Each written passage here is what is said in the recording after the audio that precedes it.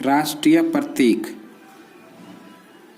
राष्ट्रीय प्रतीक। National symbol, national symbol. इसके बारे में हम लोग जानेंगे। भारत का राष्ट्रीय गान, राष्ट्रीय गान। भारत का जो राष्ट्रीय गान है, भारत का राष्ट्रीय गान जन गण मन, जन गण मन। इसके जो लेखक है रविंद्रनाथ टैगोर, रविंद्रनाथ टैगोर। रविंद्रनाथ टैगोर, ये रविंद्रनाथ टैगोर भारत की ओर से प्रथम नोबेल पुरस्कार विजेता है।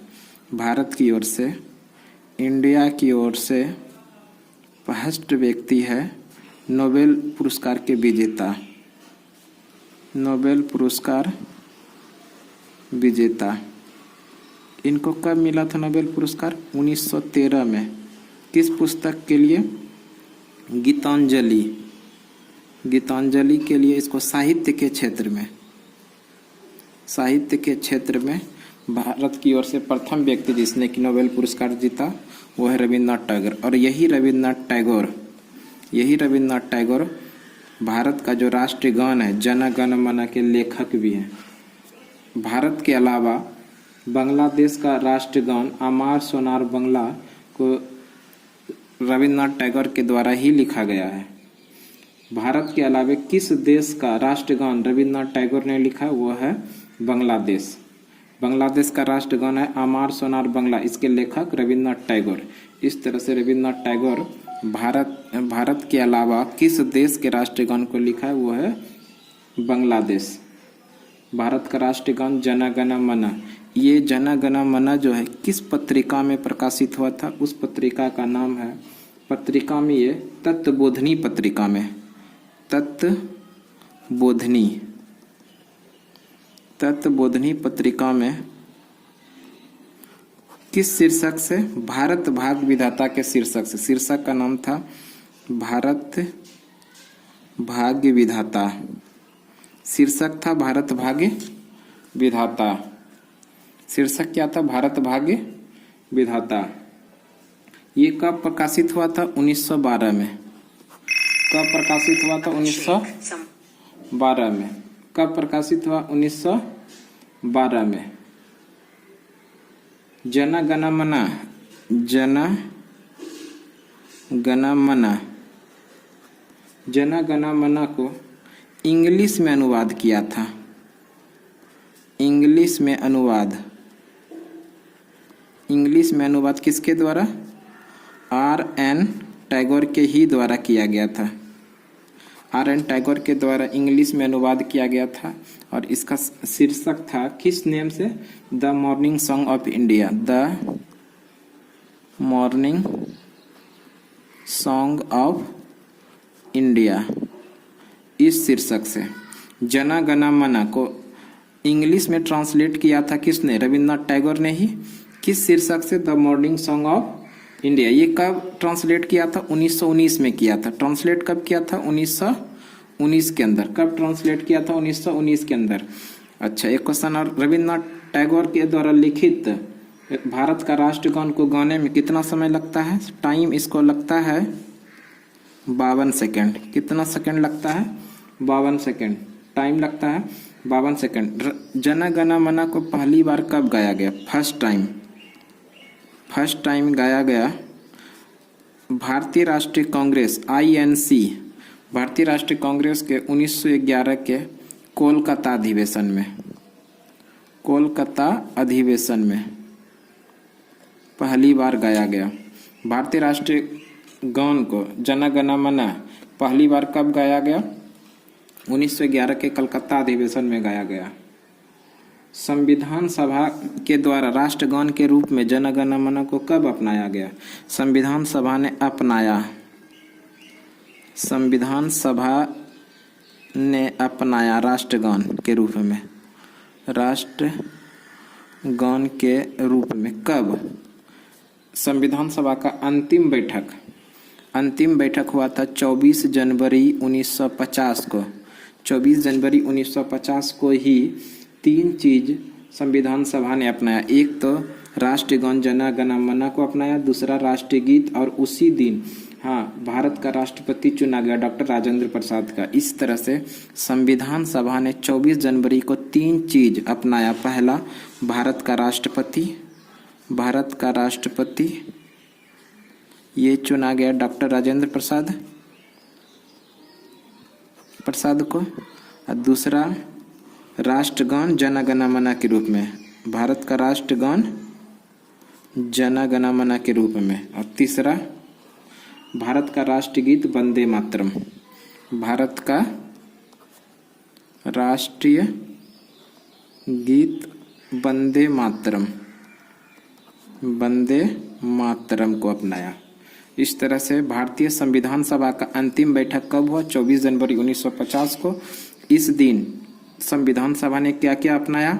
संविधान सभा ने भारत के राष्ट्रपति डॉक्टर राजेंद्र प्रसाद को चुना, दूसरा भारत का राष्ट्रीय गान जन गण मन को अपनाया, तीसरा भारत का राष्ट्रीय गीत वंदे मातरम को अपनाया। और ये संविधान सभा की अंतिम बैठक थी। इसी के साथ अगर पूछ सकता है भारत में संविधान सभा के गठन के लिए पहली बार बैठक कब हुआ? तो 9 दिसंबर 1946 को। संविधान सभा के गठन के लिए पहली बार बैठक कब होता है? 9 दिसंबर 1946 को। और इस दिन उस संविधान सभा में सबसे बुजुर्ग व्यक्ति, संविधान सभा के गठन के लिए सबसे बुजुर्ग व्यक्ति डॉक्टर सच्चिदानंद सिन्हा को वो अस्थायी अध्यक्ष चुना गया। कब? 9 दिसंबर 1946 को। अब देखिए, ये तो हमारा था पूरा नेशनल राष्ट्रीय गान। भारत का राष्ट्रीय गान क्या है? जन गण मन। इसको पहली बार कब गाया गया? 1911 के भारतीय राष्ट्रीय कांग्रेस के अधिवेशन में। ये अधिवेशन कहाँ हुआ था? कोलकाता के अंदर हुआ था। जन गण मन को इंग्लिश में अनुवाद किसने किया है? रविन्द्रनाथ टैगोर के द्वारा किया गया है। किस शीर्षक से? The morning song of India. कब किया गया? 1919 में किया गया। राष्ट्रगान जन गण, इसके लेखक कौन है? रविन्द्रनाथ टैगोर। और रविन्द्रनाथ टैगोर को भारत की ओर से प्रथम नोबेल पुरस्कार ये विजेता है। किस क्षेत्र में? गीतांजलि के लिए, साहित्य के क्षेत्र में। जन गण मन को जो छपा था, किस पत्रिका में छपा था? ये छपा तत्वबोधिनी पत्रिका में। किस शीर्षक से? भारत भाग्य विधाता। कब छपा था? 1912 में।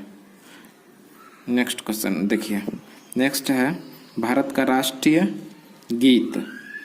भारत का राष्ट्रीय गीत, भारत का राष्ट्रीय गीत, भारत का राष्ट्रीय गीत क्या है? भारत का राष्ट्रीय गीत है वंदे मातरम।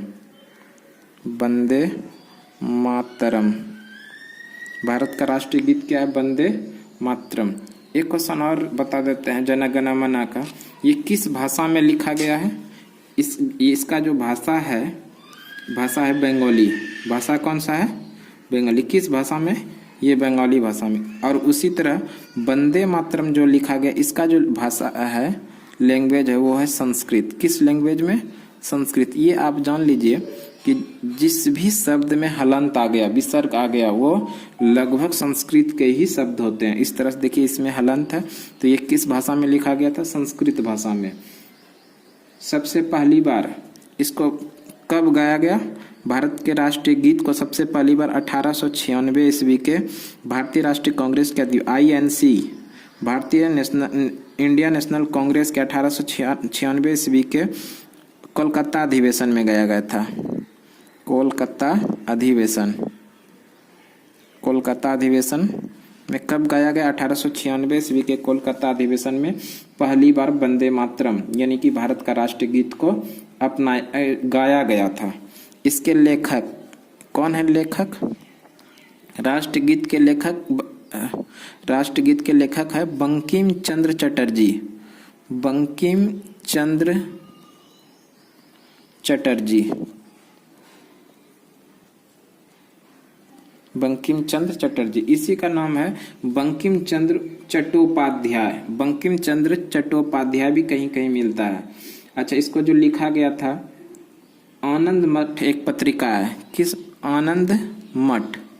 इसी में लिखा गया था, आनंद मठ पत्रिका में। आनंद मठ पत्रिका में लिखा गया था। ये आनंद मठ का प्रकाशन हुआ था 1876-76 के बीच में। एग्जैक्ट डेट इसका पता नहीं है। 1874-76 के बीच में बंकिम चंद्र चटर्जी के द्वारा एक उपन्यास लिखा गया था जिसका नाम है आनंद मठ। इसी आनंद मठ के अंदर वंदे मातरम का उल्लेख है, जो बाद में चलकर भारत का राष्ट्रीय गीत बना। अच्छा, राष्ट्रीय गीत को गाने में कितना समय लगता है? इसको टाइम जो लगता है वो लगता है 1 मिनट 5 सेकेंड, यानी कि 65 सेकेंड आप कह सकते हैं। 65 सेकेंड। भारत के राष्ट्रीय गीत को गाने में कितना समय लगता है? 65 सेकेंड लगता है। आनंद मठ, देखिए आनंद मठ के अंदर ही एक और चीज का चर्चा है, सन्यासी विद्रोह का। सन्यासी विद्रोह, सन्यासी विद्रोह, ये विद्रोह हुआ था सन्यासी विद्रोह। इसका सन्यासी विद्रोह का जो चर्चा है किस पत्रिका में है? आनंद मठ में है। और इसी आनंद मठ में भारत का जो राष्ट्रीय गीत है वंदे मातरम, वो भी लिखा गया है। इसको सबसे पहली बार कब गाया गया? 1896 ईस्वी के भारतीय राष्ट्रीय कांग्रेस के अधिवेशन में गाया गया। एक अधिवेशन कहाँ हुआ था? कोलकाता में हुआ था। अच्छा, इसको सबसे पहली बार गाया किसने? किस व्यक्ति ने भारतीय राष्ट्रीय गीत को गाया था? ये गाने वाले व्यक्ति का नाम है, गाने वाले, इसको सबसे पहली बार गाया किसने? गाने वाले व्यक्ति, ये गाने वाले व्यक्ति का नाम है रविन्द्रनाथ टैगोर। वंदे मातरम को सबसे पहली बार किसने गाया गया था? रविन्द्रनाथ टैगोर ने गाया था। ये हो गया भारत का राष्ट्रीय गीत। भारत का राष्ट्रीय गीत क्या है? वंदे मातरम। किस भाषा में लिखा गया? संस्कृत में। भारत का राष्ट्रीय गीत को संविधान सभा ने कब अपनाया? संविधान सभा ने अपनाया, संविधान सभा ने अपनाया, एडॉप्ट किया, अपनाया। कब अपनाया? तो आपको बता दिए 24 जनवरी 1950 को। कब अपनाया? 24 जनवरी 1950 ईस्वी को संविधान सभा ने भारत का राष्ट्रीय गीत वंदे मातरम को अपनाया। पहली बार किस व्यक्ति ने गाया? तो RN टैगोर ने गाया गया था। अब देखिए भारत का राष्ट्रीय पंचांग, राष्ट्रीय पंचांग, भारत का राष्ट्रीय पंचांग, भारत का राष्ट्रीय पंचांग यानी कैलेंडर भारत का किस पर आधारित है? शक संवत पर आधारित है। किस पर आधारित है? शक संवत पर आधारित है। शक संवत पर आधारित है। भारत का राष्ट्रीय कैलेंडर जो है, पंचांग जो है, किस पर आधारित है? शक संवत पर आधारित है। ये शक संवत पहल, इसको जो आधारित है, इसको जो लिखा गया था, ये कश्मीर का एक राजा हुआ करते थे। कश्मीर का राजा, कश्मीर के राजा, कश्मीर के एक राजा हुआ करते थे जिसका नाम है कनिष्क। कनिष्क, इसी के द्वारा 78 ईस्वी में, हाँ, पहली शताब्दी में आधारित है। लिखा गया था 78 ईस्वी में, यानी कि पहली शताब्दी में कश्मीर के राजा कनिष्क के समय से लिया गया है। भारत सरकार ने इसको कब अपनाया? भारत ने अपनाया, ये अपनाया 22 मार्च 1957 को। भारत का जब हमारा देश स्वतंत्र हो गया उसके बाद ही इसको अपनाया। ये संघ संवत पर प्रथम महीना कौन सा है? इस पर प्रथम महीना है इस शक संवत यानी कि राष्ट्रीय पंचांग के हिंदी कैलेंडर के अनुसार प्रथम महीना जो है वो है चैत्र। और ये एग्जाम में कभी कभी पूछता भी, अंतिम महीना क्या हो जाएगा? फाल्गुन। फाल्गुन, अंतिम महीना फाल्गुन और प्रथम महीना चैत्र। अब नेक्स्ट हम आगे देखेंगे दूसरे स्लाइड में।